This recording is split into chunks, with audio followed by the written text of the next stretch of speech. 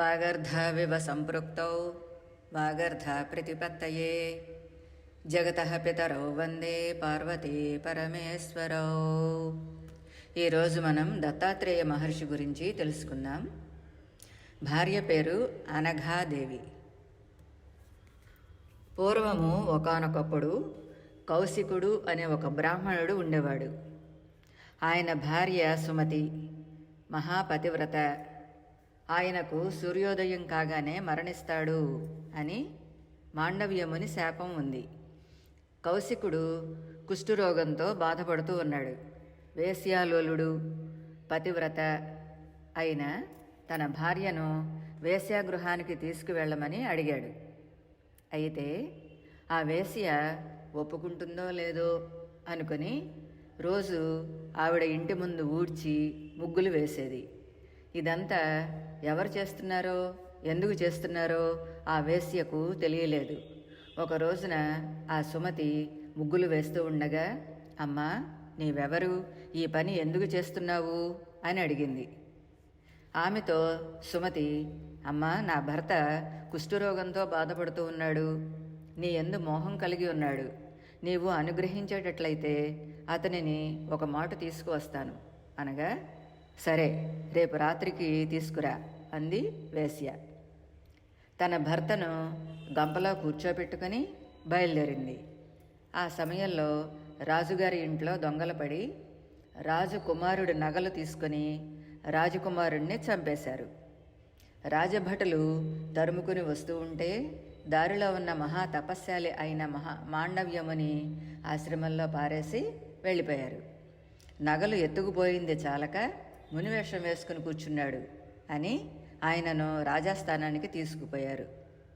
దొంగ దొరికాడు అని రాజుకు చెప్పగానే బాధలో ఉన్నవాడైన రాజు ఆయన ఎవరో గ్రహించక అతనిని కొరత వేసి వేధించండి అన్నాడు.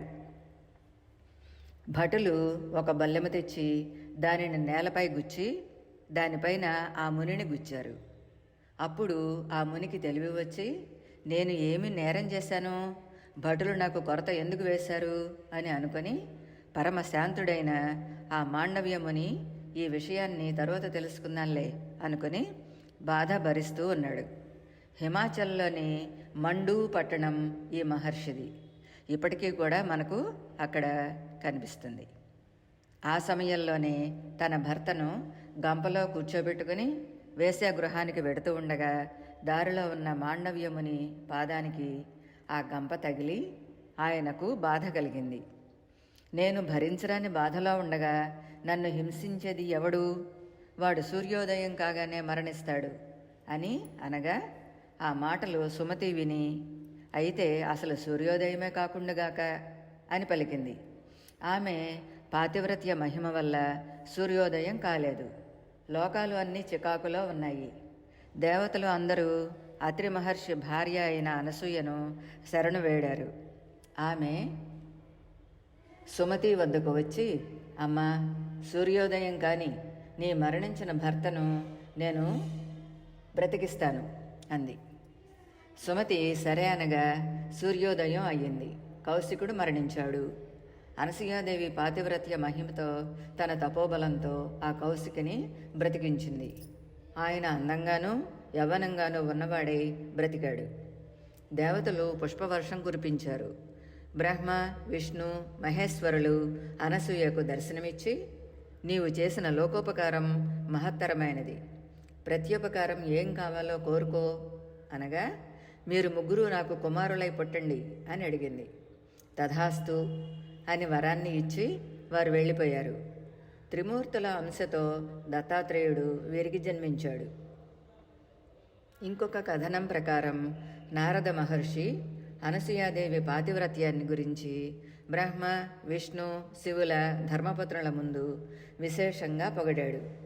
దానివల్ల ఆమె పట్ల అసూయ కలిగింది.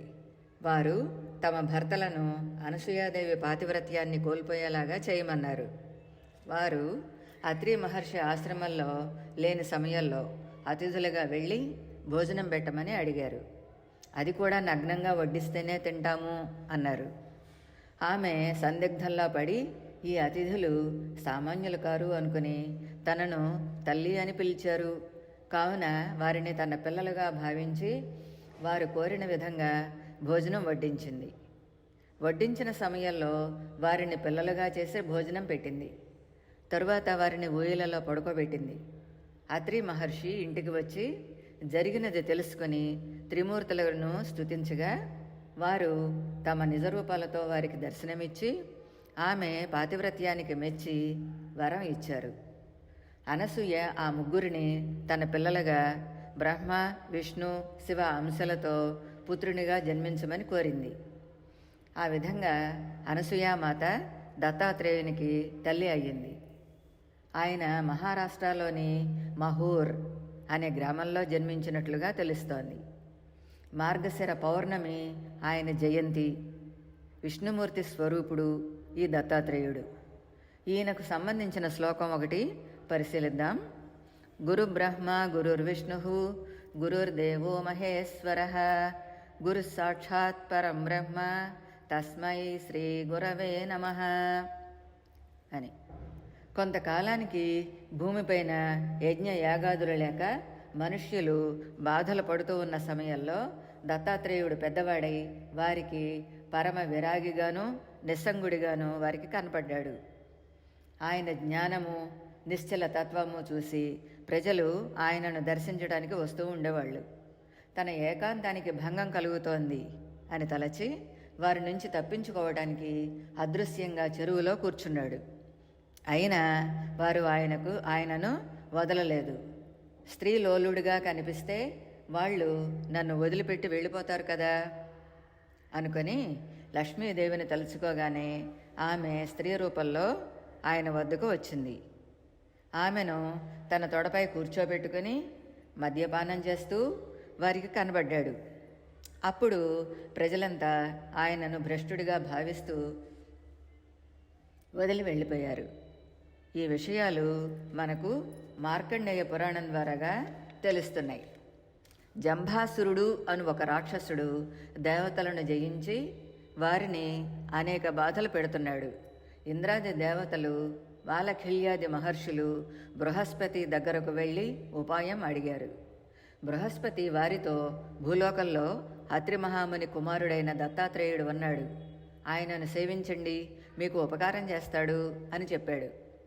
దత్తాత్రేయుడు మానవులను ఎలా మోసం చేశాడో ఆ విధంగానే దేవతలను కూడా మోసం చేద్దాము అని తాగినవాడులాగా తందనాలు ఆడుతూ కనపడ్డాడు. దేవతలు ఆయనను గుర్తించారు, దేవహితం చేయమని ప్రార్థించారు. అయినా వారిని మభ్యపెట్టడానికి నేను మద్యపానం చేస్తాను, స్త్రీలోలుడిని, కర్మభ్రష్టుడిని, నేను ఎప్పుడూ నిత్యాగ్నిహోత్రం చెయ్యలేదు, అలాంటి వాడిని నేను, రాక్షసులను గెలవలేను పొమ్మన్నాడు. అయినా దేవతలు దత్తాత్రేయుని స్తోత్రం చేసి నీవే మమ్మల్ని రక్షించమని ప్రార్థించారు. నేను ఎవరో మీరు తెలుసుకున్నారు కనుక ఆ జంభాసురుడిని ఇక్కడికి తీసుకురండి అన్నాడు దత్తాత్రేయుడు. జంభాసురుడు వచ్చి వారిని చూసి అక్కడ మానవ రూపంలో ఉన్న లక్ష్మీదేవిని అపహరించి తమ పల్లకీలో ఎక్కించి నెత్తిమీద పెట్టుకుని పోతున్నాడు. అప్పుడు ఇంద్రాది దేవతలను పిలిచి మహాలక్ష్మి దానవుల శిరస్సు మీద ఎక్కింది అంటే ఆమె వారిని వదిలివేసింది. వారు బలహీనులైపోయారు కాబట్టి వారితో యుద్ధం చేసి గెలవండి అన్నాడు. దత్తాత్రేయుడు దేనికి కూడా తాను కర్తృత్వం వహించక చేయించేవాడు. హైహయ వంశపరాజు కార్తవీర్యుడు చనిపోయిన తరువాత కార్తవీర్యార్జునుడు విరక్తితో మంత్రులను పిలిచి రాజ్యాన్ని వారికి అప్పగించి అడవికి వెళ్ళి తపస్సు చేసి ఆధ్యాత్మిక బుద్ధి పొంది తరువాత తిరిగి వస్తాను అని అనగా అతని గర్గుడు అనే మంత్రి ఆయనతో దత్తాత్రేయుడు అనే మహర్షి అనే ఆయన ఉన్నాడు, తపోబల సంపన్నుడు, నీవు తపస్సు చేయక్కర్లేదు, ఆయన అనుగ్రహం పొందితే అన్నీ ఆయనే ఇస్తాడు అని చెప్పాడు. ఆ మాటలు విని కార్తవీర్యార్జునుడు దత్తాత్రేయుని ఆశ్రమానికి వెళ్ళి ఆయనకు సేవలు చేయడం మొదలుపెట్టాడు. ఒకసారి దత్తాత్రేయుడిలోంచి ఒక వాయువు అగ్ని రూపంలో వచ్చి ఆయన చేతులను కాల్చివేసింది. ఎన్ని ఇబ్బందులకు గురి చేసినా దత్తాత్రేయునికి సేవలు మానలేదు. చివరకు కార్తవీర్యార్జునుడి భక్తికి మెచ్చి నీకు ఏం వరం కావాలో కోరుకో అన్నాడు. సరే అని నాకు 1000 హస్తాలు, సమస్త జీవులను పరిపాలించే శక్తి, యుద్ధాలలో జయము, సిరి సంపదలు, ధర్మతత్పర బుద్ధి, అకుంఠితముగా నా రథము వెళ్ళగలిగే శక్తి ప్రసాదించమని దత్తాత్రేయుని వరం అడిగాడు. సరే అని వరం ఇచ్చి, నీ రాజ్యంలో నీ బాహుశక్తి మూలంగా ధర్మం చేస్తూ, యజ్ఞయాగాలు చేస్తూ, బ్రాహ్మణులకు అన్నీ సమకూరుస్తూ ఉండు. నా భక్తి యోగాన్ని లోకల్లో ప్రచారం చెయ్యి. నీవు ఎప్పుడు అధర్మంగా మహర్షులను బాధిస్తావో అప్పుడే నీవు మరణిస్తావు అని చెప్పాడు. తరువాత మహిష్మతి పురానికి వెళ్ళి ధర్మబద్ధంగా రాజ్యపాలన చేస్తూ దత్తాత్రేయుని బాల్యంలో ప్రబలన అధర్మాన్ని నశింపచేసి ధర్మాన్ని పునఃప్రతిష్ఠ చేశాడు.